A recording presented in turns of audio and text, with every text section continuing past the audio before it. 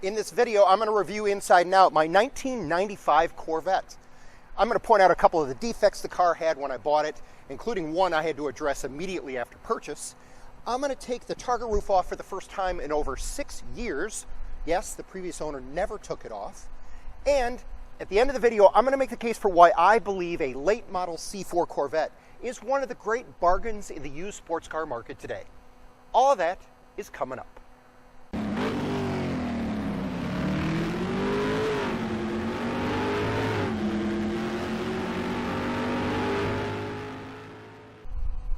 I bought this car off of Facebook Marketplace in the fall of 2022. It had about 37,000 miles on it, and it's in relatively good condition with just a couple of minor defects.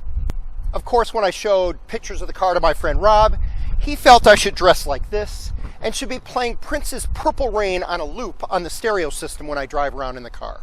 Rob? Yeah, I don't think so. The color is referred to as dark purple metallic. It was a new color for 1995, so it only appears on 1995 and 1996 models. It's often confused with black rose metallic, which was a color that GM offered on the Corvette from 1992 through 1994. While they're very similar in color, the black rose metallic is slightly darker than this color. The car is powered by the LT1 5.7 liter V8. When it was new, it made 300 horsepower and 340 pound-feet of torque. It has a weight of about 3,200 pounds, with just a slight front-end weight bias of 51.5% up front, 48.5% in the rear. And that was one of the design elements that Chevy had gone through when they developed the 4th generation Corvette, was to try and get closer to that 50-50 weight balance for performance reasons. And so what they did is they shifted the engine a little farther back in the engine bay, closer to the firewall. And if you look closely, you can see it's technically behind the front wheels. While we're under the hood here, you'll notice one of the issues that I got to get addressed is one of the lights is out. And this is actually made of glass. This is not plastic. So you got to be careful when you pull these screws and you take it off that you don't drop that and break that. Of course, the car is famous for its unique pop-up headlights, which I will now demonstrate. And notice how it really does, it doesn't just pop up from the hood. It literally does a flip. The wheels on the car are 17-inch front and rear. And this actually points out one of the first things I had to do when I bought the car was inspect the tires. Because what I discovered was the rears were from 2002 and the fronts were from 2000 and 1998. Now, tire manufacturers will tell you that the lifespan of a tire is typically only 5 to 6 years, and no matter how much tread may be left on it, they should be replaced after that time because the rubber starts to break down, you get cracking in the sidewalls. And so that was one of the first things I did, was take it to a tire shop and put 4 new tires on the car. Now, as we look along the side of the car, the mirrors I find to be relatively small. And they are fixed in place. And so it's important to consider and remember that when you're pulling in and out of your garage, that you keep an eye on that mirror and make sure you don't whack it. Unlike later generations where that you could fold them in, these are fixed in place. As we come around to the rear of the car, you lift this panel in order to refuel the vehicle. I love the location of it being in the center of the rear. Now, it doesn't matter which side of a fuel pump I pull up to, I can refuel the car easily. Notice that it has a spot for the gas cap to go. It is a 20-gallon fuel tank. It does run on premium unleaded, which means 91 octane or above. I always find it amusing. It still says the words unleaded fuel only. So now, for younger people watching this video, you may not understand that cars ran on leaded fuel for many decades, until the 1970s when we discovered how dangerous lead was in the environment. And so the decision was made by the EPA in the United States to ban the sale of leaded fuel. The problem, of course, is that millions of cars on the road at the time were still running on leaded fuel. So the decision was made in 1976 to ban the sale of leaded fuels. And the end date in the United States, believe it or not, was January the 1st, 1996. Although I think in the last few years prior to that date, you'd have a really hard time finding leaded fuel anyways. Interesting to note, even after January 1st, 96, other countries around the world were still selling leaded fuels. In fact, I did a little research and found out the last country in the world that still sold leaded fuel was Algeria, and they stopped selling leaded fuel in July of 2021. It's incredible to think about. The glass hatch on the back of the car can be opened one of three ways. The two that are most obvious is, of course, in your center console box there's a yellow button you can push that'll open it. And of course, on your key fob, if you hit the button on the left, the glass opens up. But there's also a third way to open that glass, and that is actually a button on the driver's door panel on the edge. You push that and it'll open the glass as well. Important to note, when you close the glass on the car, you want to push down from the center. Because the size of this glass and its shape, you don't want to close it by pushing on the edges. Push here in the middle and close it that way. At the beginning of the video, I mentioned that the Targa Top had not been off in over 6 years. Now, I've only owned the vehicle for 9 months, and you may be wondering to yourself, how do I know that? The interesting part was when I purchased the car, I was going through and checking everything, and when I went in the center console and I pulled out the special wrench that is required in order to remove the Targa Top, the gentleman mentioned to me that in the over 5 years he had owned the car, he had never attempted to take the top off. He had no idea the wrench was in the center console. And so I know for a fact this top has not been off in at least 6 years. So I'm crossing my fingers that it will come off and won't show too much damage on the moldings around the outside. Let's find out.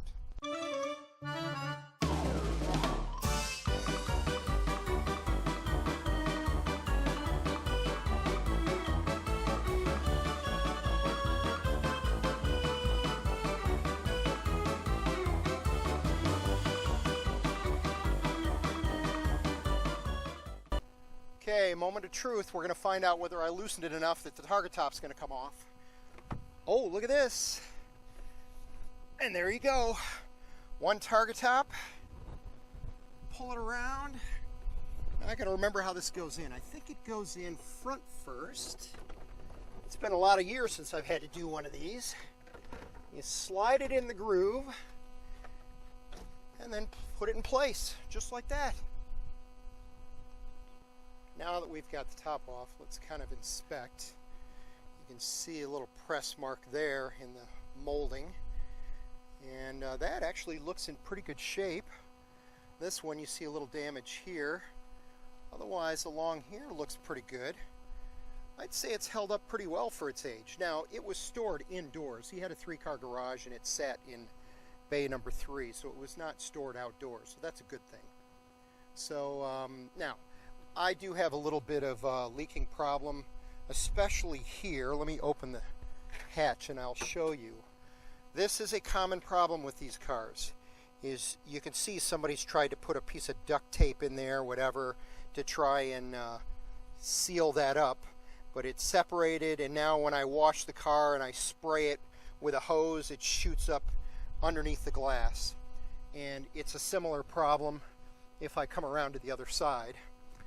Not quite as bad, but you can see it separating here.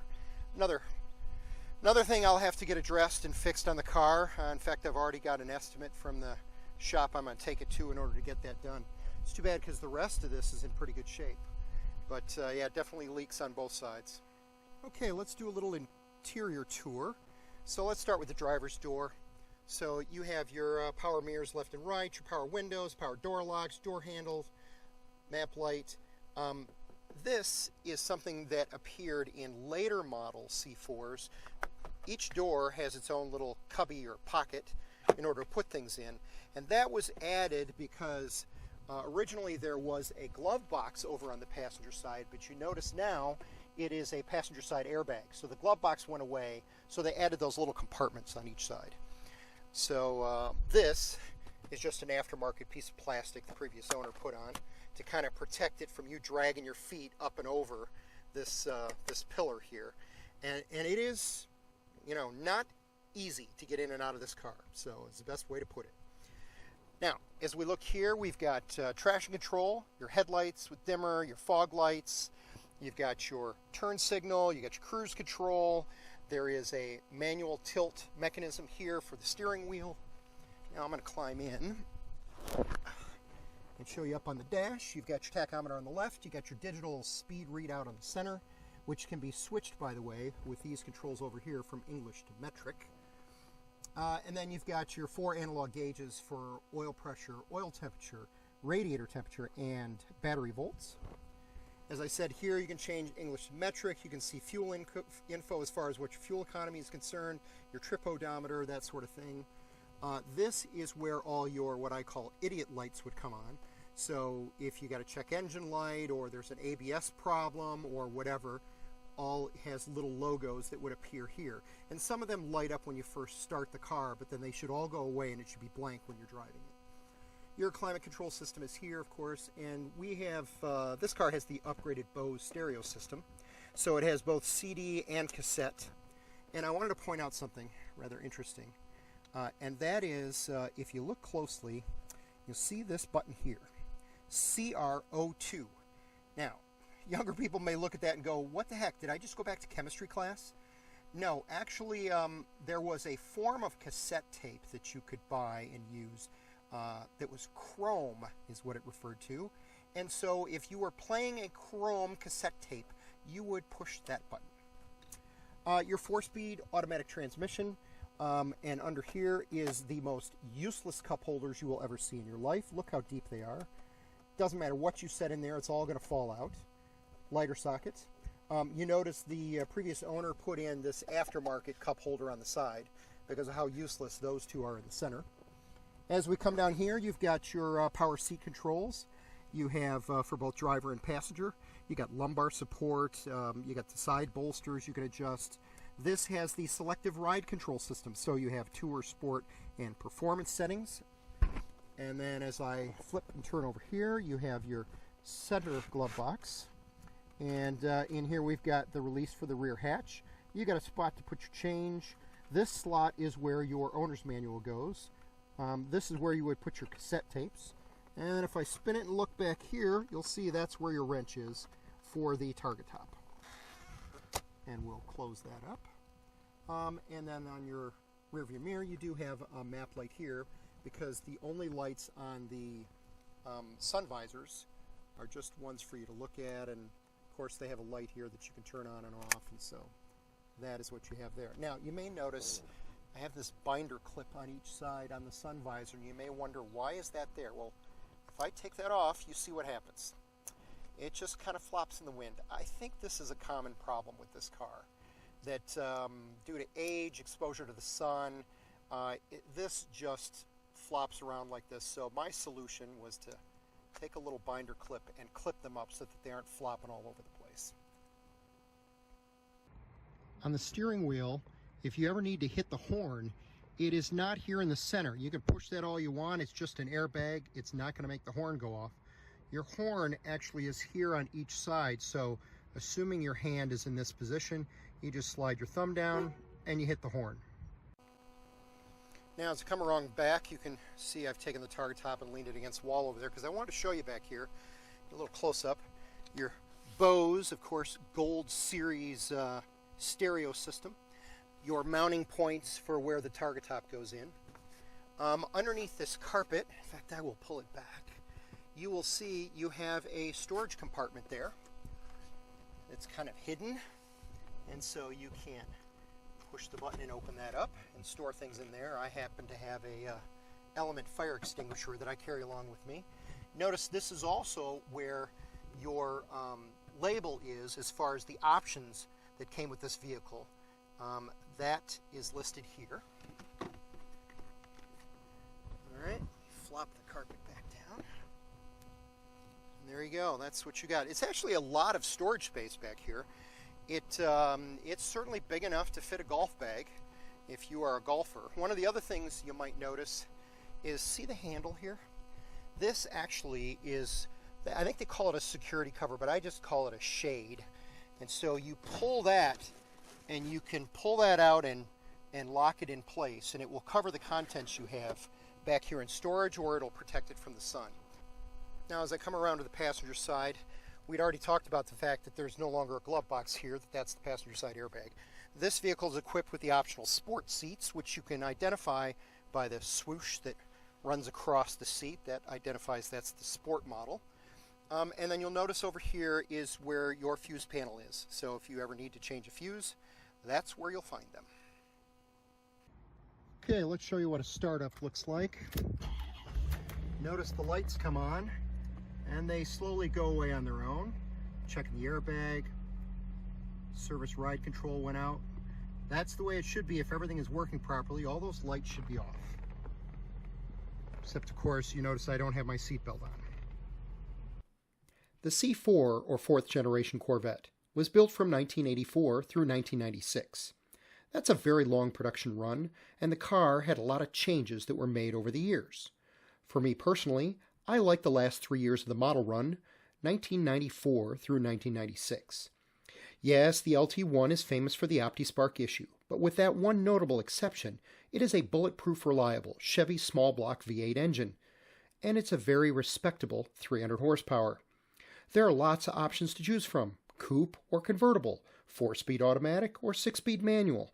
No matter what you choose, the car is quick, it handles well, it looks great for its age, and it's a blast to drive.